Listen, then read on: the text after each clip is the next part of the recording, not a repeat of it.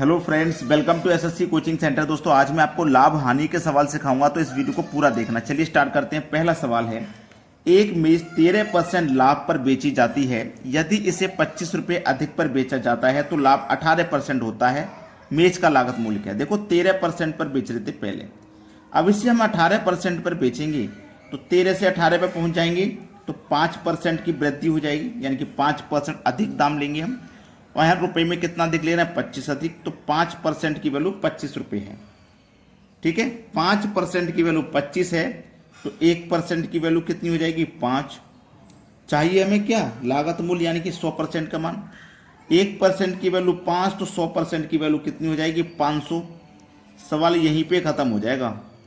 ज़्यादा मुश्किल सवाल नहीं था, सभी को आसानी से क्लियर हो गया होगा। अब देखेंगे अगला सवाल। अगला सवाल है, 19% की हानि 17% लाभ में बदल जाती है जब विक्रय मूल्य में 162 रुपये की वृद्धि हो जाती है। वस्तु का क्रय मूल्य क्या होगा? देखो, 19% की हानि 17% लाभ में बदल जाती है, दोनों को जोड़ लो। हानि जो है वो लाभ में बदल गई, जोड़ लो। कॉस्ट प्राइस बराबर 162 रुपये। ठीक है, इसको याद रखना। 1917 को जब आप जोड़ेंगे तो आपको मिलेगा 36 इंटू कॉस्ट प्राइस बराबर 162।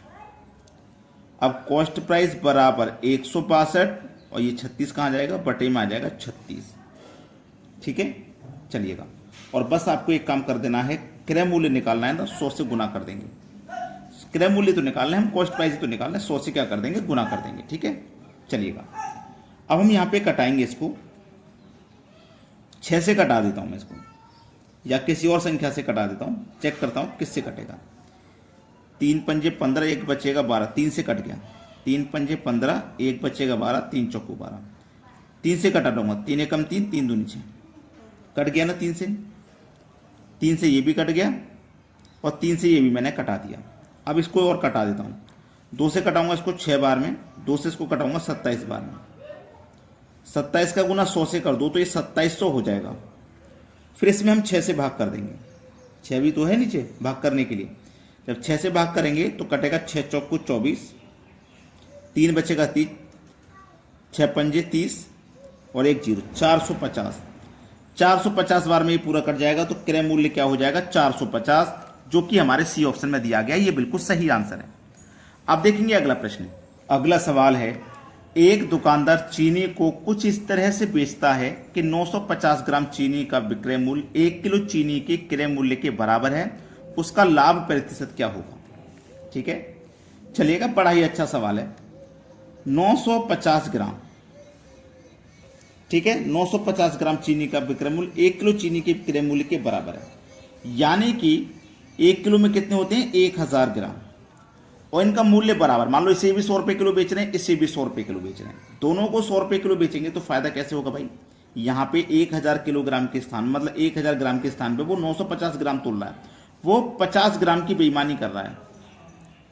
वो 50 ग्राम, उसे तोलना चाहिए 1000 ग्राम, लेकिन तोला 950 ग्राम, वो 50 ग्राम की बेईमानी कर रहा है।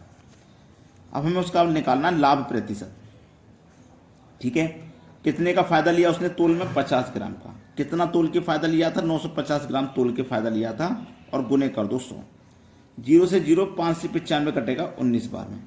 19 से 100 कटाओ, 19 पंजे 95, 5 बचेगा, 5 ऊपर बटे में 19%। ये हमारा लाभ हो जाएगा। लाभ ही तो निकाल लेते, ये हमारा लाभ हो जाएगा। 5 से ही 5 बटे 19, 5 से ही 5 बटे 19%। पहला ऑप्शन बिल्कुल सही जवाब है। अब देखेंगे अगला सवाल।